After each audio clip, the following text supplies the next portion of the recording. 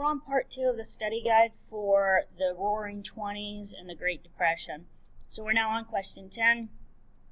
Why did the stock market rise so high in the late 1920s?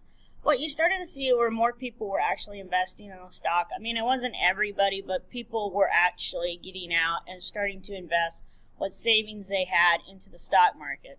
But really, it's kind of because companies are actually posting really high profits.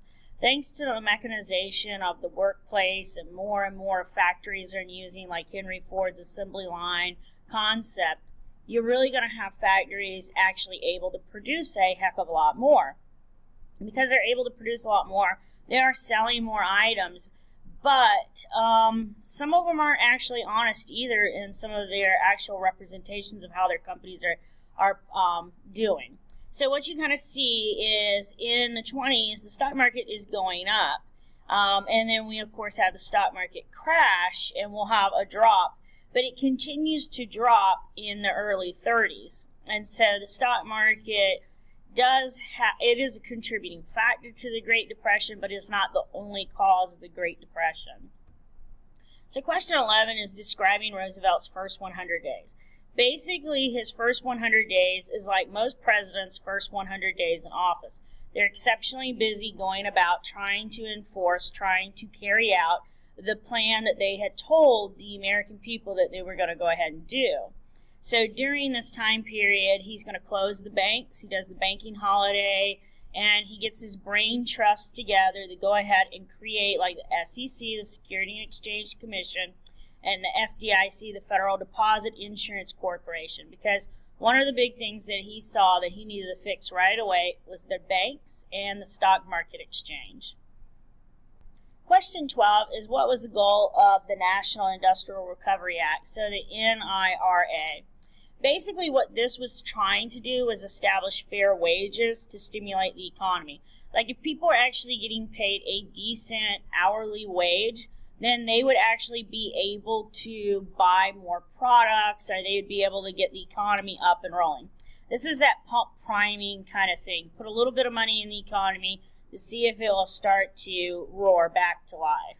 The United States Supreme Court, SCOTUS, is going to rule it unconstitutional.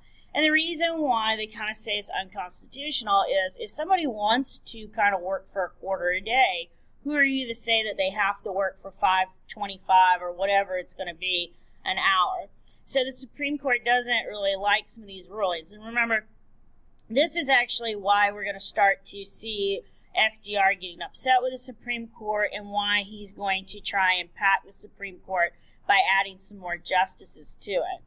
Question 13 is what did the Hawley-Smoot tariff cause? So the Hawley-Smoot tariff is a huge increase in tariff, okay?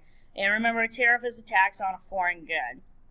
So back in American History 1, you guys studied that tariff of abomination. And that back then caused South Carolina to say, oh, we're going to quit this country. We're not going to collect the tariff, blah, blah, blah.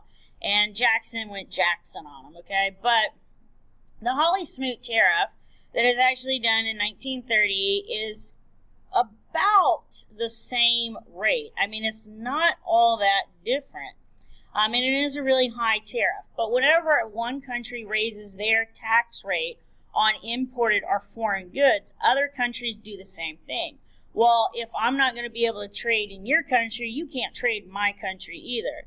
And so when the United States raises our tariffs, so do all the foreign countries. They raise theirs on American-made goods in their country, and it kind of shuts down the world economy. So it causes a worldwide depression.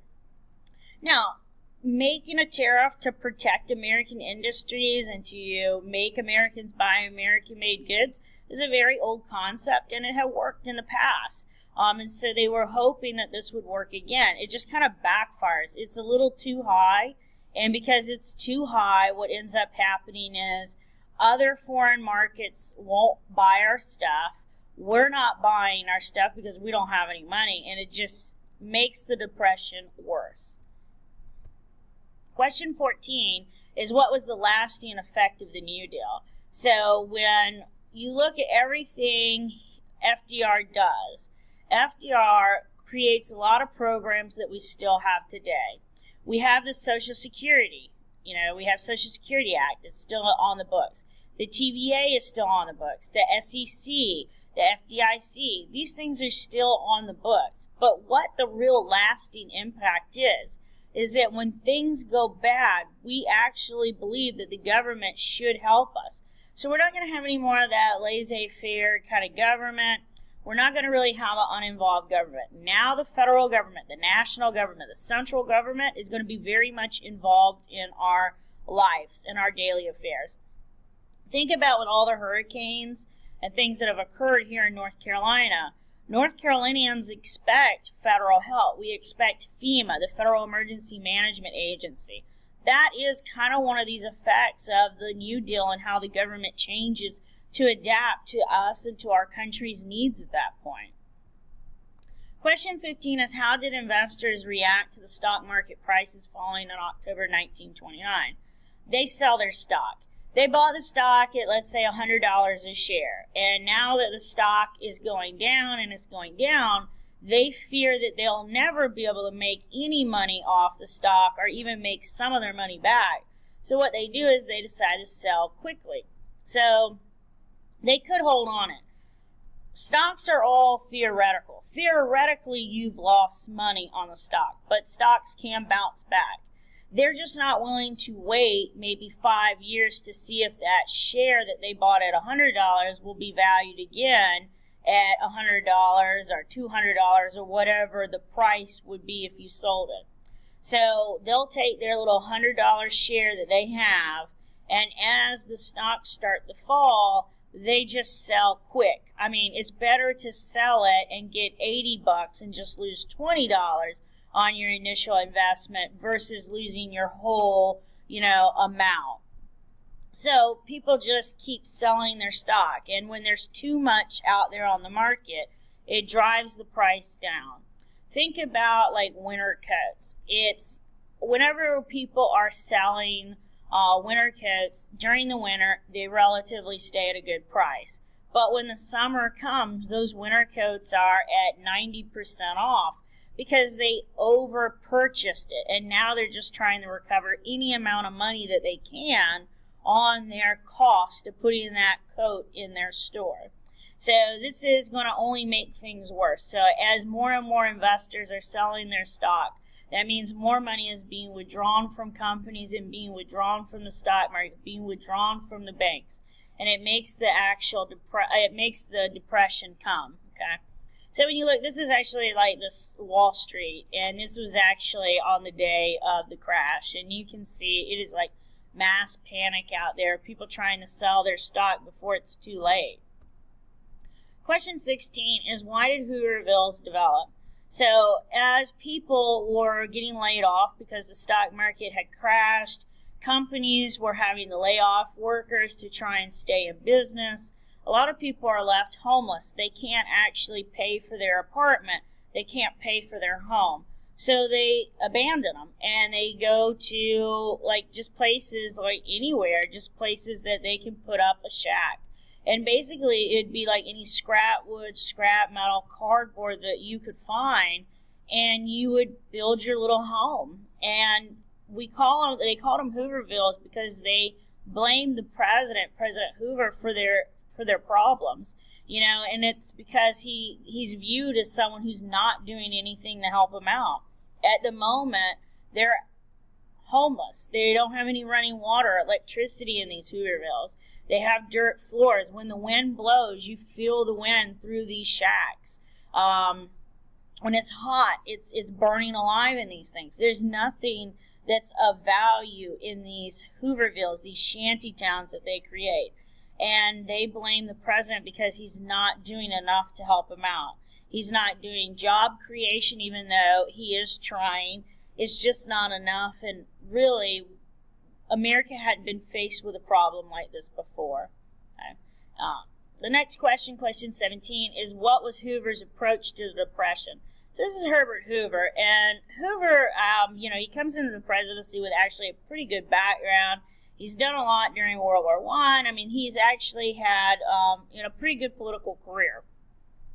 Now, when he becomes the president, he's a Republican, and Republicans don't really believe in direct aid. Like, that's not a part of the platform. So he believes in indirect relief.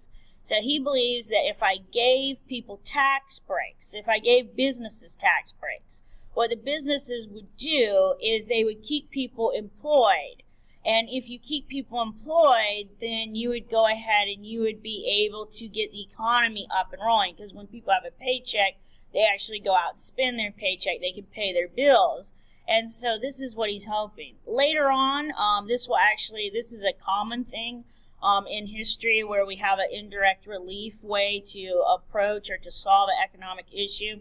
You'll see this again in the 1980s with Reaganomics. President Reagan will do the same thing. He believes in indirect relief. They called it Reaganomics, or trickle-down economic theory. Help the businesses at the top, and because the businesses are getting tax breaks or they're getting incentives, what's going to happen is they'll hire more workers or they'll keep more workers in the jobs. And now that people are actually employed, the money is going to trickle down this like pyramid.